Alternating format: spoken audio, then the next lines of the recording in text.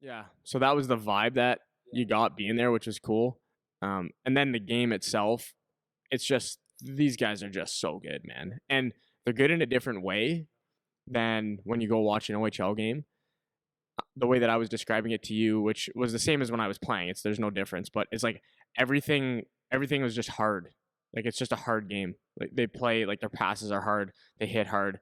Everybody's feet are moving all the time. They're on pucks fast. Like, everything about it is just fast, hard, heavy game without fighting. They don't fight. There's no fighting.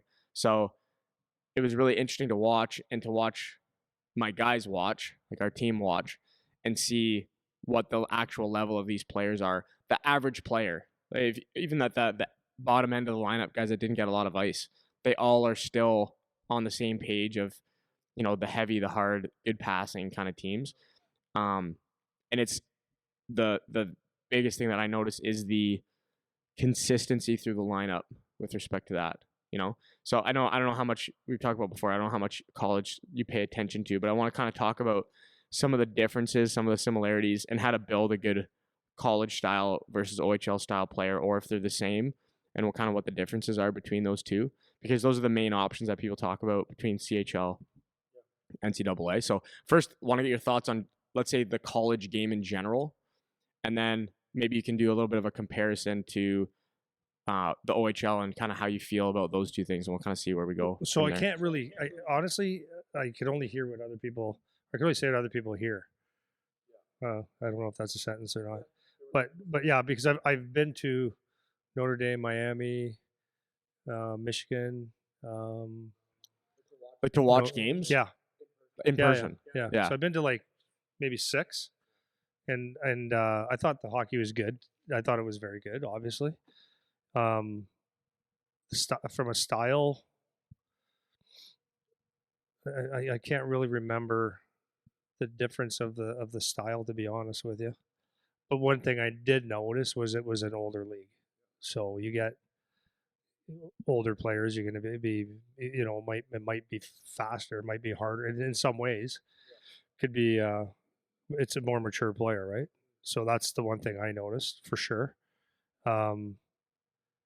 And then I think it's a very, very, very structured because of the amount of practice that you get.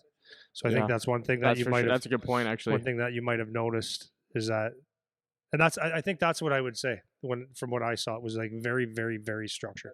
That's almost kind of a good way. That's a good way of putting it. Yeah, that's kind of what I could say the same thing with a lot of OHL teams, is that you could see that there's a certain way it's played. Like some teams will like really stretch it, or some will do like push on possession, like you get possession, they pop out and everybody goes. But I found that in college it was like a lot more systematic, and I think that is, and I could be wrong, but I think it's more of a function of they get heavy on the practice, and they their schools are in the class and they're in the video, and and they have I think a lot of staff that are assigned to each end of the bench and special teams and stuff like that. So I think it's a more systematic game, and I could be wrong. That's what I remember of it. And then being older and having the amount of practice, like you can work power play all day, right? Like when they're out of school, that ice is there for them and stuff. So I think that was probably the biggest thing. So then I want to kind of talk about that a little bit. So from the practice perspective, because even when that's probably a better way of putting it. I think it's a more mature game because it's an older league, and that, like, I got Union's thing right here. Their oldest guy's in 98, right? So what's a 98 right now? That'd be 26. That's their oldest guy. That's 26. Yeah, it's 26, 98. So then they have 399s. So that's 25s, and then everyone else is 2000 to 2000. Their youngest guy's a 2003. Right, so 23, that's a 21. That's your youngest guy. So they don't have any, unless this is not correct, but I'm assuming it is correct. They don't have any. There's no true freshmen on this team. That would be coming in at 18. Their youngest guy's 21. So that's obviously a huge difference. And then from the structure perspective, because I agree with you, this is exactly how it was when I was playing university. Even in Canada, it's the same thing because we have all the ice, and the age is the same because everyone's starting at 20 or older for the most part. So some of the big hockey schools in the States, they would have the true freshman types because they're getting the high end guys to commit. But most of those schools, it'll be older, same as in Canada. And that's what I recognize. Like I always say this about university, and it wasn't just our team, but where we played, we didn't have the extreme high end talent on our team, so we would systems other teams to death. That would be our way to win. If we were going to win, it was going to be grind them down and just system them to death, which I think is pretty common in the college game. And I think it's a lot of that is because of the age gap where guys are just better at executing instructions when they're in their 20s now, as opposed to 16 to 20. Because when we talk about the amount of practice time, I don't know that it would be that different than the OHL necessarily. Like they play more games, but I feel like they're on the ice the same kind of amount as the college guys would be. Is that Yeah, fair to say, or no?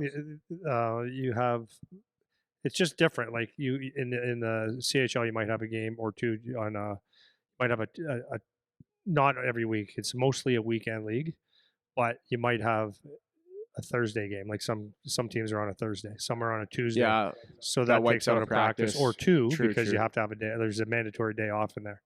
So I think realistically, you have in the OHL three practices per week, and then sometimes 4, sometimes 5. But that's typically we're college. You're almost and you're certainly playing getting 4. and you're playing like it's for sure double the games. So not every practice can be balls out. It could be a light skate sometimes because you played a 3-3 or something like that. So, so that's a little bit different too. And the one thing about college, so this might be another thing. I talk sometimes about when guys are on the ice too much, it shows. And so when I have kids on the ice and they're on the ice all the time, it's like it's hard to get them at 100%, like energy level, because it's just like I'll go on tomorrow and I'll go another 80%. And I think that might be something in the college game, and I don't know, but if you're limited to 26, 28 games, it's 34 games. That's spread out 2 games a weekend. Those 2 games you're jacked. Like you don't want to have a bad game. No one wants to have a bad game, but there's little room for error. There's less complacency for sure. So whereas I just looked at OHL 68, right? So that's literally double. That's like double the games. So you might have a bumps really and important bruises. thing You might be the bus rides. It resembles the National Hockey League a little bit more. In the NHL, that's what the coaches say all the time, right? It's so hard to make corrections to our team when we don't practice enough. You can only work on things for so long because even the union, the Players Association, mandates that they're only allowed to be at the rink for so long. So I think that makes a big difference. If you can get 4 quality practices a week, 2 games, and there's a rest day most likely in the colleges, then I think you can get pretty jacked up for your 2 games on the weekend, and it's executed very, very well.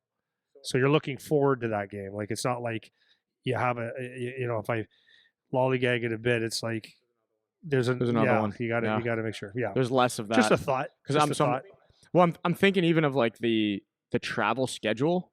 So like maybe this isn't that different than what it would be for the OHL, but just this is the ECAC conference, right? Which on the map it doesn't look that far. Like I guess Princeton to Clarkson would kind of be the farthest road trip, which looks like it's a hike. But I know in the OHL the travel part of it I feel like would be a lot more demanding than this on average, because most of these, like this is also split into kind of 2 divisions. So I think I think it's kind of like this side or the top are together, whatever the top 5-6 teams, and then the other ones are on the other division. So I think the travel time is not quite as demanding, but those are all things that factor into why, to your point, that game is just a harder game. It seems like a harder game, but I think the biggest factor that kids need to recognize and understand is that age difference and how much different a 20-year-old hockey player is than a 16-year-old.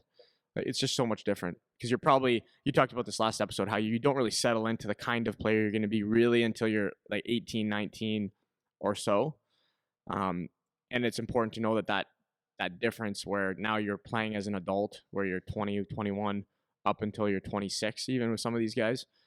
It's just way different. Like the maturity level and your ability to execute your size and strength, all of that, coupled with the fact that you have less games, the intensity of the game was just really jumping out to me over what I noticed with OHL in particular, but probably CHL more broadly, because they're not kids anymore, you know? So in the OHL, you might have the odd guy that's a man, but most of them are they're just kids. Like last year was a Braden guy that was on Charlie's team. Like there's a man, full beard. This guy's he's grizzled up. Arbor, when he He's a was man in playing. his overage year, Yeah, he looked right. like he was 30. Yeah, but then you look at guys that are coming in at 16. Like that's you're just starting to Yeah. hit your prime Well, development years at and 16. the opposite is true too. If you're playing college hockey at 25, 26, you're kind of in your prime. Like you'll probably not get a whole lot better than that, right? Whereas an OHLer at 19, 20, he's just getting there.